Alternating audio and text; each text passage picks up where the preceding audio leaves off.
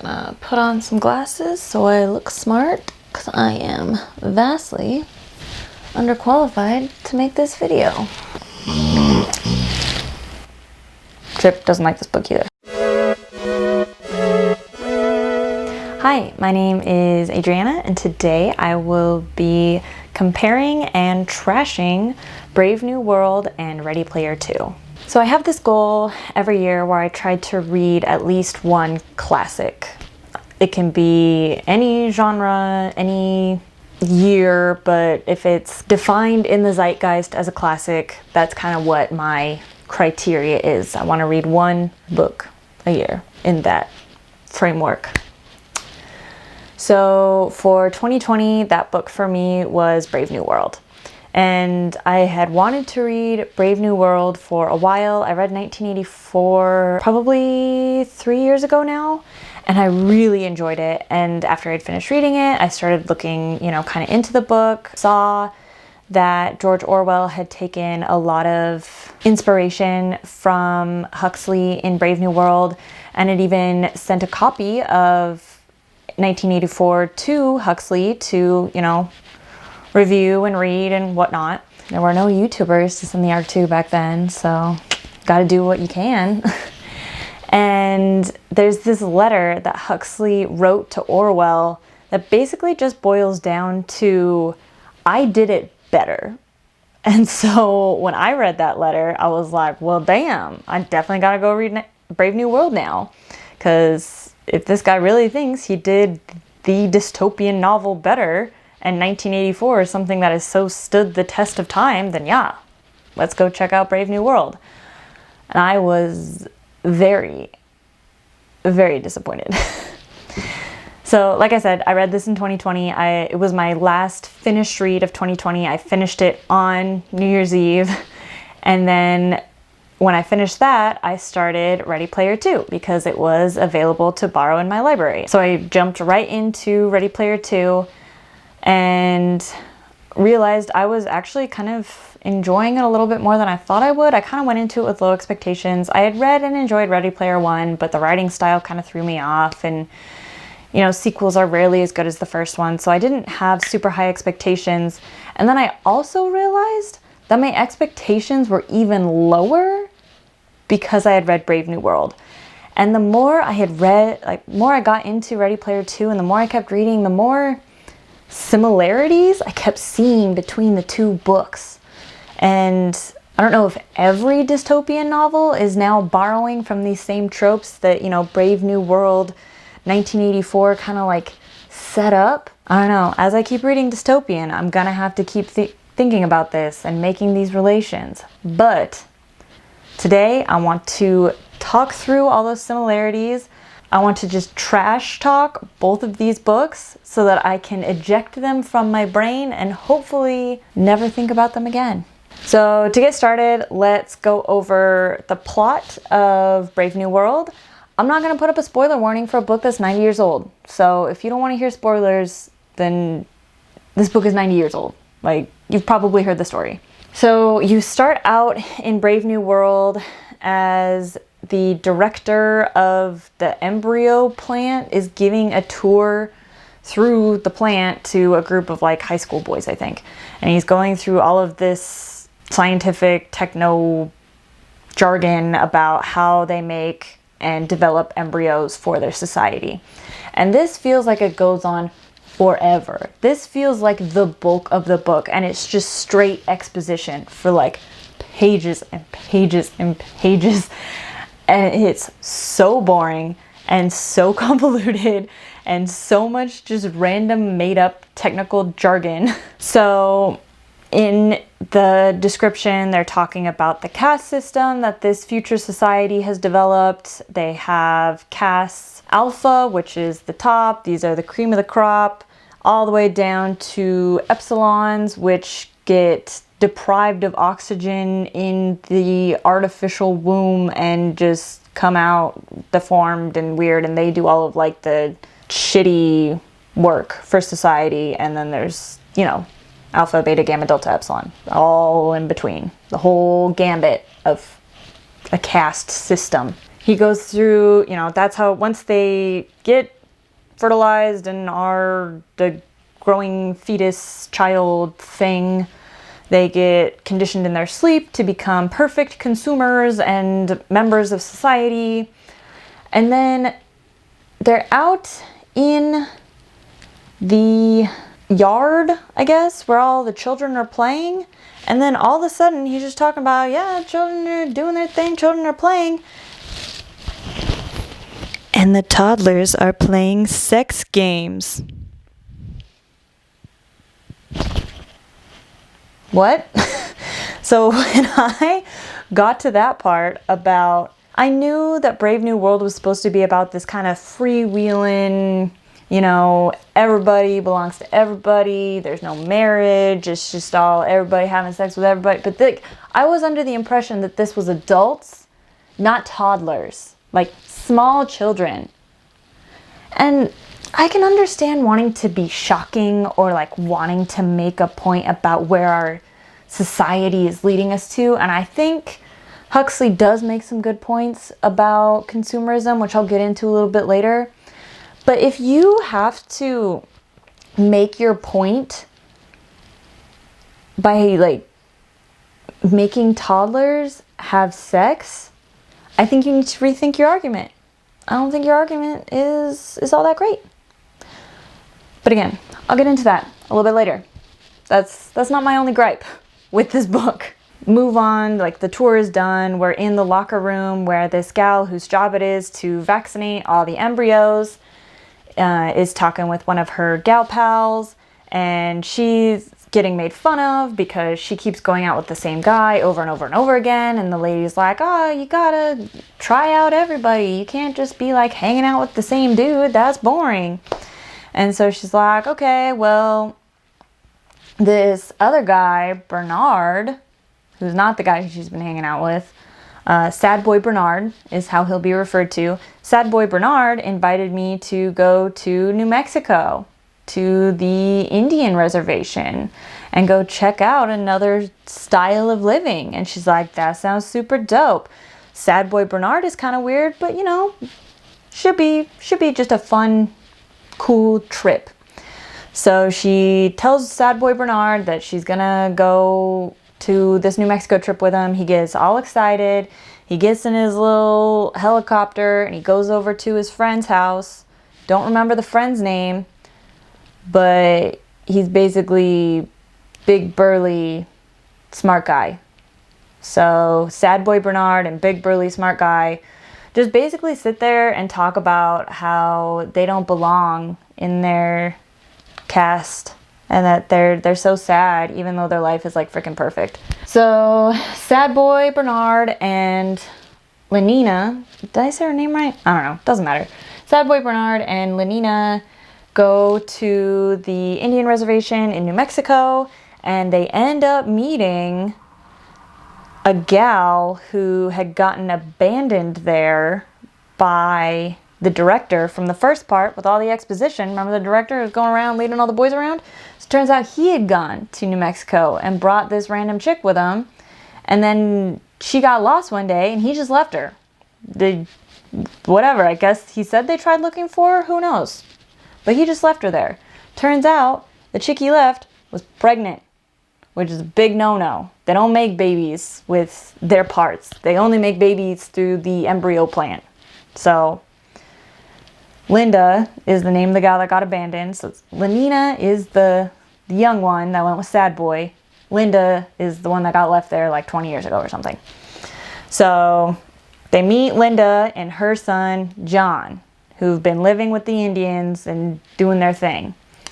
So John doesn't really fit in with, you know, the Indians because he's a white boy whose mom is from London, from this super futuristic thing. You know, Brave New World doesn't really paint any people of color in a very good light, but we'll also get into that later. So anyways, John has learned to read via the kind of writing things that his mom Linda put together for him, and then also one of the Indians gave John a completed works of Shakespeare. So John's all obsessed with Shakespeare, knows all of Shakespeare, and whatever. It's fine. John's fine. He's not fine, but he's a guy.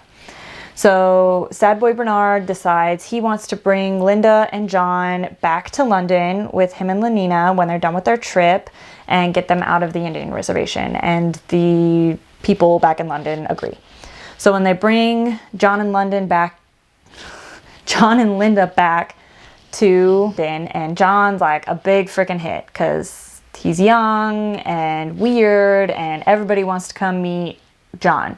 Linda, on the other hand, got old and fat, and basically she just gets super drugged up on the drugs that the government gives out, and we don't really see her for the rest of the book until it's relevant again. So just kind of ignore Linda. She's just in a back room getting high as a kite. So everybody likes John. Everybody thinks John is the coolest, especially Lenina. She's like, wow, John's different. He's kind of cool. Like, I'm not like other girls. He's not like other dudes. Like, I definitely want to get in his pants. But John has grown up with, like, super Christian values, which doesn't really make a whole lot of sense. Why they're so...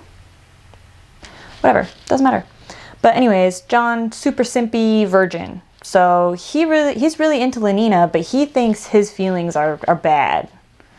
And so one day she tries to make a move on him, shows up like naked, exposes all, drops trowel, does her thing.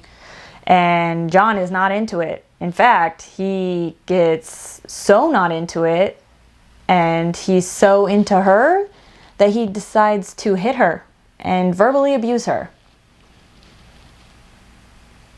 Didn't make sense to me either. But, you know, whatever. It's not fine, but it happened. So Lenina gets all upset. She leaves or whatever, and I don't know. Nothing really comes of it. So moving on, Linda suddenly becomes relevant again because she's dying or dead or something. And so John rushes to the hospital to go see his mom, and everybody's like, yeah, whatever, death happens. Like, they're conditioned to not really care about death in this future society. And part of that conditioning is that you bring in all the little kids into the hospital of people who are dying, and you basically just give them, like, candy and shit. And you're like, hey, death isn't bad. Death is fine. Like, it's whatever. We don't care about death. Like, here's candy. This person's dying. It's fine. Don't worry about it. And John doesn't like that very much. In fact, he freaks out and starts a riot. And then it ends up getting him, sad boy Bernard, and what I call him, big burly smart guy. The three of them all get arrested. And they get sent to the world controller. So this is like the top guy, like upper management of the world. And so he basically tells sad boy Bernard and burly smart guy, like, basically you have two options. You can rot away in jail, or you can go to this community in Iceland for, like, people who are too smart for our little society and aren't able to just be happy all the time and do what they want to do, and you can go live in Iceland with all of the other people who are like you. So they go off to Iceland, and they're going to go do that. John, on the other hand, doesn't want to go do anything. He's just, like, fed up with the whole thing. He thinks this society is totally immoral, totally horrible. John is basically the stand-in for Victorian values in this story. He said society is the worst. Like, what happened to Shakespeare? What happened to art, man? Like, what is this? This is whack. And, like, the world controller goes on his, what I like to call, classics soliloquy. So, like, every classic novel that I've read always has, like, a 10,000 word, like, soliloquy by some character at the end, where they basically go through and list out all the stuff that you're supposed to be learning from this novel. So, like, I don't know if people were, like, dumber back then and they couldn't do their own, like, analytical reading, do this, but they basically, one character goes on this whole long big rant and talks about all the stuff you're basically supposed to be getting from this book. And then John is like, okay, dope, I'm gonna go live in a lighthouse in the countryside and basically do self-flagellation. So he goes out and lives in a lighthouse and punishes himself for just being exposed to this immoral society. So like, whatever, that's dope. That's fine, whatever, not fine. It's weird. And then the paparazzi find him. And because the paparazzi find him, it draws a huge crowd. He doesn't like that. He gets all freaked out, starts getting really violent. And the crowd responds to that by just getting horny and starting an orgy. And in all of the chaos, John partakes in the orgy and then wakes up the next day and can't believe that he partook in an orgy and then hangs himself. And that's the book. So, that wasn't really a quick run through. That was a very long run through, but like, it's a lot. And I think you shouldn't read that book. And now I'm going to talk about Ready Player 2. I will try my best not to spoil anything in Ready Player 2 because it is a new book. And I think it is worth reading if you can get over a couple things. So Ready Player 2, I'm assuming if you're watching this, you've read the first one, but Wade, the main guy, you know, he's inherited the company. A couple days after he wins the contest, he finds the last invention that Halliday did. It's a neural network that attaches to like your brain non-invasively and basically lets you live in the oasis and be able to touch, feel, smell like you're totally immersed because it's actually like kind of non-invasively plugging into your brain. When he releases this invention to the public, it triggers another contest that Halliday put together. This one is instead focused on Kira, the wife of Halliday's best friend, instead of being focused on Halliday's own interests. And basically, once they trigger the new competition, is basically the same plot as the first book. He does the competition, and he wins, and it's the thing. But I don't really want to say any more than that because I don't want to spoil anything. So, now that both of the plots are out of the way, I want to move on to how these are similar. And first, I'm going to start with an English class word. Theme. Yeah, see? The glasses do something.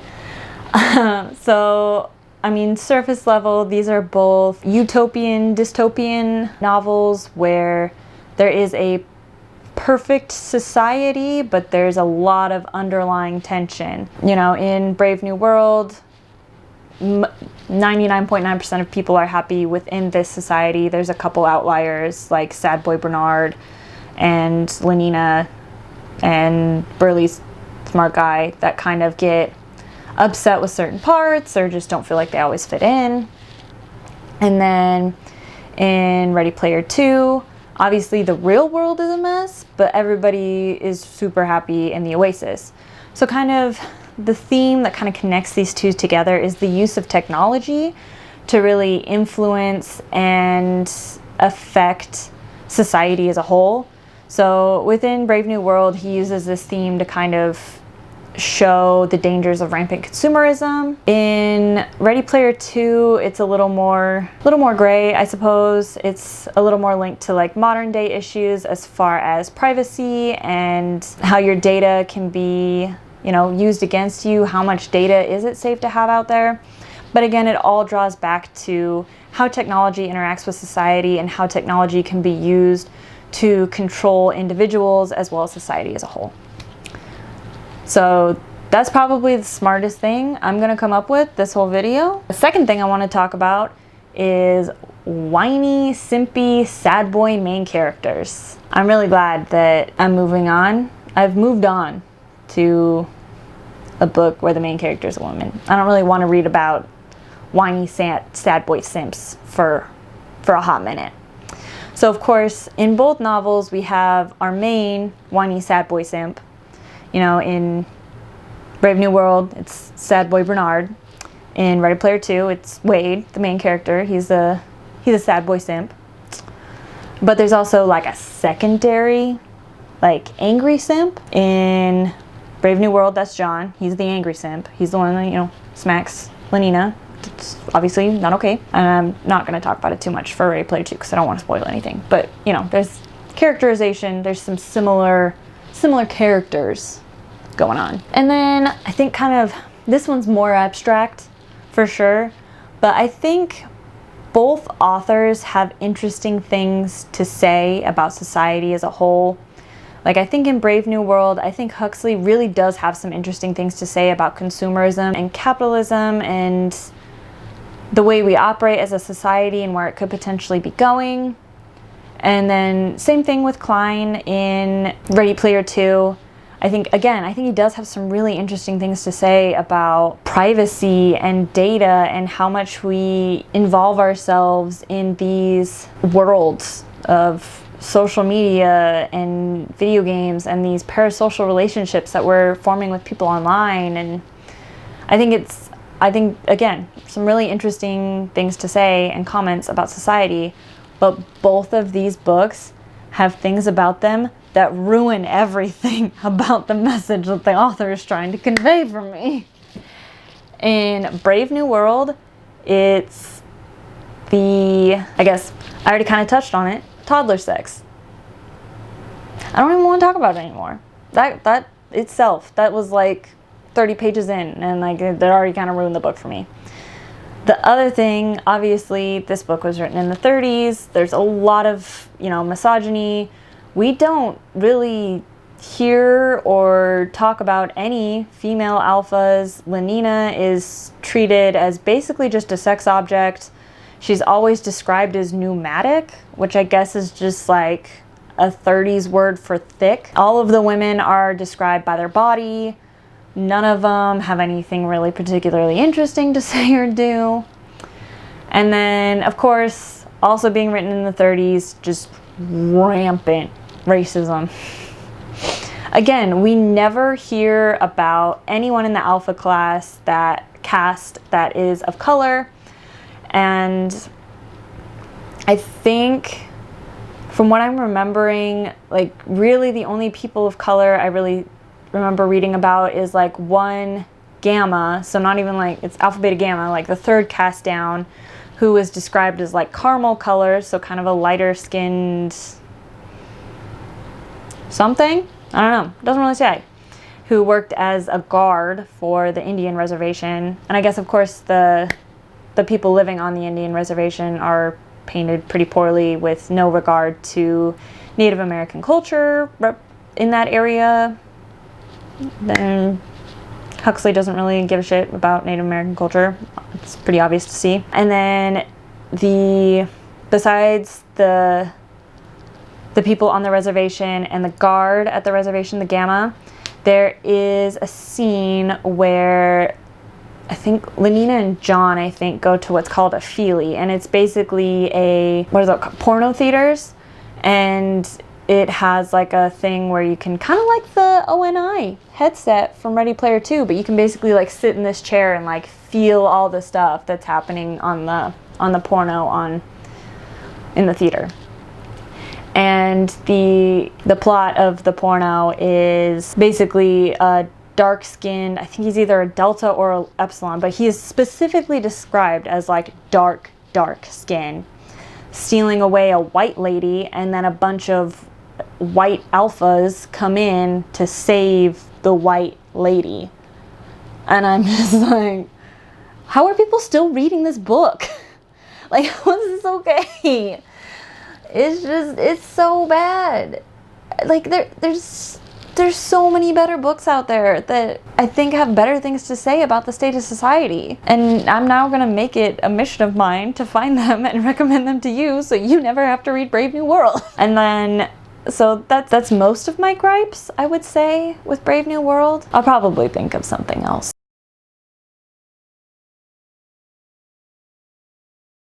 But for now, I think that's a pretty good introductory list as far as why Brave New World is not good.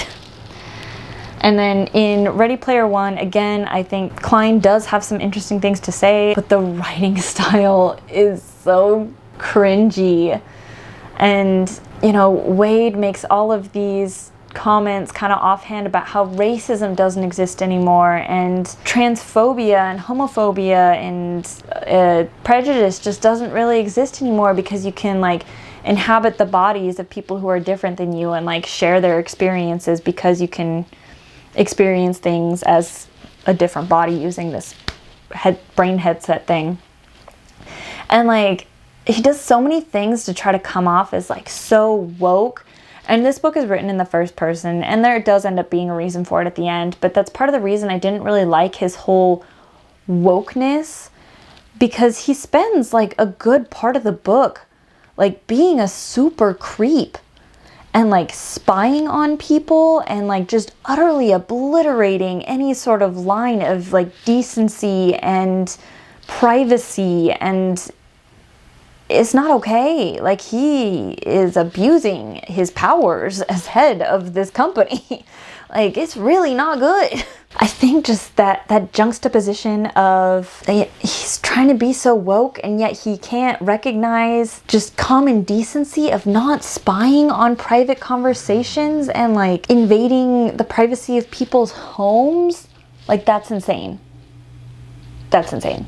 And also the writing style of, I think people hounded on this in the first book, but all of the references get really kind of jarring and start taking you out of it, because references that are just kind of shoved in there for no reason. Like, there's really no reason to talk about some of the things that he puts in there.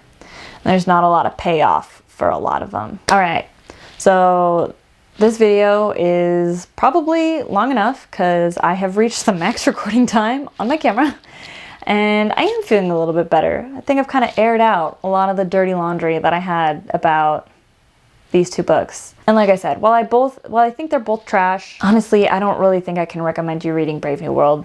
It's not good.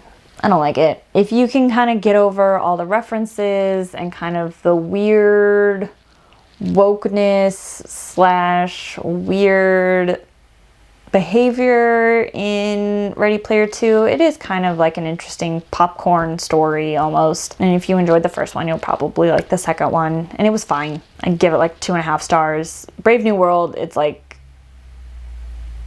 it gets like 1.75 stars because it tries. And I guess you do have to cut it some slack for being written in the 1930s, but do we really need to keep pulling out these dusty old books? There's gotta be better options. There's gotta be better options out there. Well, that's all I can say. Thanks for watching, and I will catch you on the next video.